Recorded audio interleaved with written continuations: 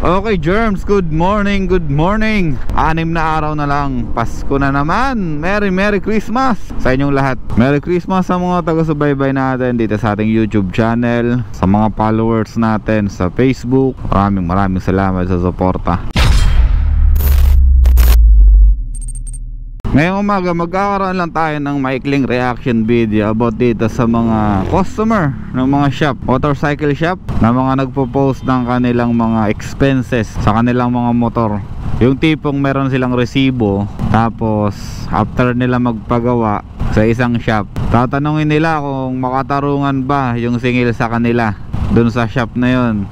Kasi lately ang daming lumalabas na ganong post dun sa Facebook natin, kahit sa mga group na kasali tayo. Ngayon ako medyo nakasiwa ako sa mga ginagawa nito kasi syempre kami may shop din kami, tapos may mga customer kami na nagpapagawa sa amin. Tapos syempre binibigyan namin ng resibo yung mga humihingi. Kung hindi naman humihingi, hindi na namin binibigyan. Ngayon eto kasi, kaya ako nakakasiwa, kaya ako medyo naiirita dito sa mga post na ganito. Kasi hindi ko alam kung anong purpose nila. Kung gusto ba nilang ipahiya yung shop na pinagawa nila, or gusto nilang, hindi ko alam kung ano yung purpose nila sa pagpo-post nila ng ganon. Kasi yung mga caption nila, magtatanong sila kung makatarungan ba yung presyo, tama ba yung ganto, tama ba yung ganyan, 'di ba? So parang nagiging one-sided story lagi yung mangyayari dito. So basically unfair yun sa shop na pinagawa nila.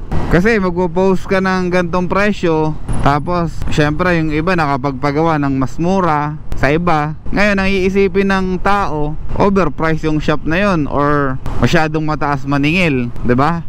Kasi pinost mo yung pangalan ng shop, tapos pinost mo yung mga presyohan nila, pinost mo yung resibo, pinost mo yung presyo ng services nila, 'di ba?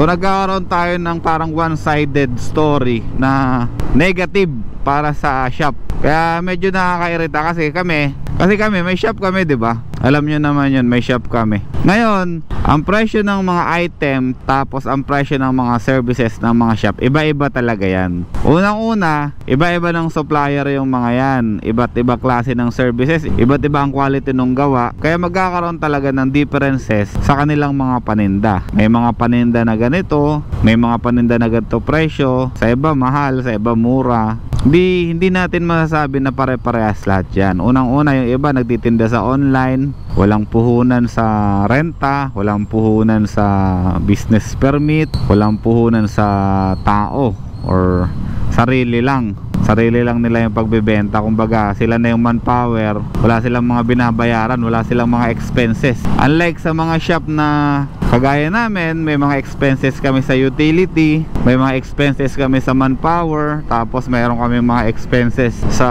sa mga permit, business permit, sa renta. Ayun, kasama na yun sa utility.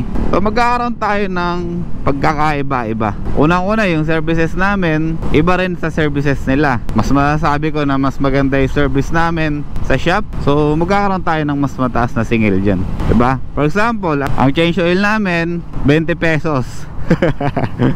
Seryoso, 20 pesos lang labor namin sa change oil. Sa iba 50. O yan yung example, no? Yan yung example ng services natin.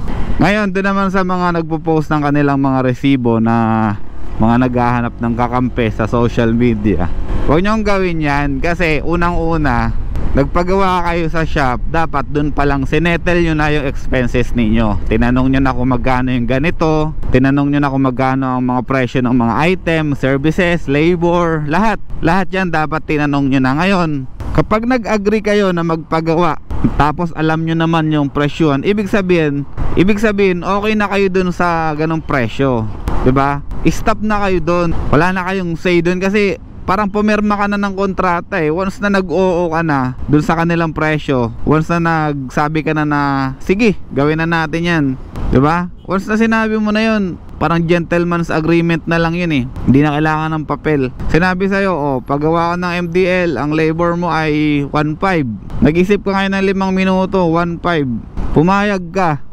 nasa sa'yo na yun. nasa sa'yo na yun. Ngayon, pumayag ka na ganun yung labor sa'yo, tapos pinost mo sa social media, anong point pa, 'di ba? Anong point pa para i-post natin yun? Kasi kung pakiramdam mo nung una pa lang na 1.5 parang niloloko ka na, tapos nag-uoko ka pa rin, kasalanan mo na yun kasi nagpaloko ka in the first place. Alam mo na yung presyo, tapos may chance ka pa na hindi ka humindi, umuo ka pa rin, 'di ba? Wala nang point para i-post mo yung mga ganong klase ng resibo. Unang-una, hindi naman siya confidential, pwede mo siyang i-post talaga. Pero ang lumalabas kasi parang naninira ka ng puri nung tindahan. Kaya sabi ko nga, unang-una, kasalanan mo na pumayag ka na ganong presyo, 'di ba? Kasi kami personally sa shop, ganito ginagawa namin. May magpapakabit ng ganito, ganyan, may bibili ng ganito, ganyan. Ang ginagawa namin, ine-explain namin yung mga presyo, ine-explain namin yung labor, yung services, lahat yan. Once you agree, ikakabit natin yan, gagawin natin lahat yan. Ngayon, hindi ka na magugulat sa presyo. Kasi alam mo na sinabi na namin sa inyo, transparent na yung usapan natin. Hindi kami namimilit ng customer na ilagay, or hindi kami nagpe-persuade ng customer na sa pilitan ilagay or ikabit yung mga gantong bagay. Sinasabi namin yung presyo, kung gusto nila yung presyo, go. Kung ayaw nila, okay, next time, diba? Ganun lang yun. Pero kung sa amin gagawin yun, sa shop namin gagawin yun, ipopost nila yung resibo namin, tapos sasabihin nila kung makatarungan ba yung presyo after namin mag-usap na okay naman, diba? Sasama talaga loob ko, tsaka may inis talaga ako dun sa tao na yun. Kasi sa shop, once you agree dun sa presyo, ibig sabihin 100% pumayag ka na dun. Ibig sabihin tanggap mo na yung presyo na ganun. Wala ka nang sasabihin na makatarungan ba yung gantong presyo, makatarungan ba yung binigay sa akin. Kasi meron ka naman free will meron ka naman sariling utak, meron ka naman sariling isip para isipin mo kung overpriced ba, di ba? Kaya nga tayo may mga sarili tayong mga senses kasi para gamitin natin sa mga bagay-bagay. For example, papagawa ng motor, ganyan, pwede natin gamitin yung mga senses natin, yung mga utak natin kung meron man, para hindi na natin ginagawa yung mga ganun after natin magpagawa. Gusto natin ipahiya pa yung mga shop na ipahiya pa yung shop na pinagpagawa nyo.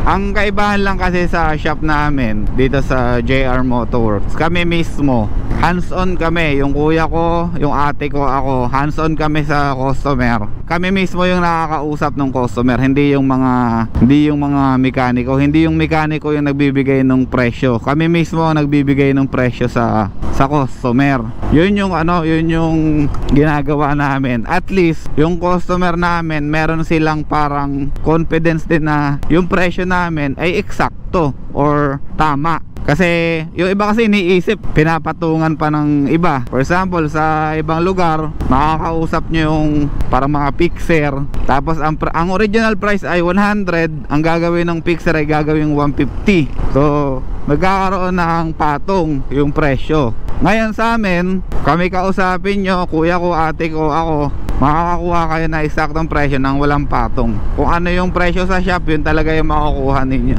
Minsan kasi baka ganun din yung iniisip ng ibang nagpo-post ng ganun, baka napapatungan yung kanilang mga item, napapatungan ng presyo, napapatungan ng mga parang hidden charges pa, kaya siguro napapapost sila. Pero ako hindi ko masyado gusto personally yung mga ganung gawain sa social media, na yung mga kapwa ko rider na papagawa sa shop tapos ipapahiya pa yung shop. Ang gawin ninyo para malinis, para maayos ang usapan, dumirekta kayo sa shop, kausapin nyo yung manager, kausapin nyo yung may-ari, kausapin nyo yung namamahala ng shop. Yun ang gawin ninyo. Huwag nyo idaan sa social media, kasi magkakaroon tayo ng hindi magandang hindi magandang connection. Kasi sa social media ang daming judgmental dito. Sa social media ang daming one-sided mag-isip, kasi kalahating kwento lang yung narinig nila, yung kalahati hindi na nila maririnig. Maraming ganong mangyayari sa social media. Kaya kami, para sa amin sa shop, kung may problema kayo sa shop, kausapin nyo yung may-ari, kausapin nyo yung namamahala, Kami, madali kami kausap. Alam na ng iba yan, madali kami kausap. Kung may problema, susolusyonan natin, a-actionan natin kaagad. Hindi na natin kailangan daanin pa sa mga galit-galit pa na usapan. Hindi na natin ginagawa yung ganun. Huwag na natin gawin yung ganun.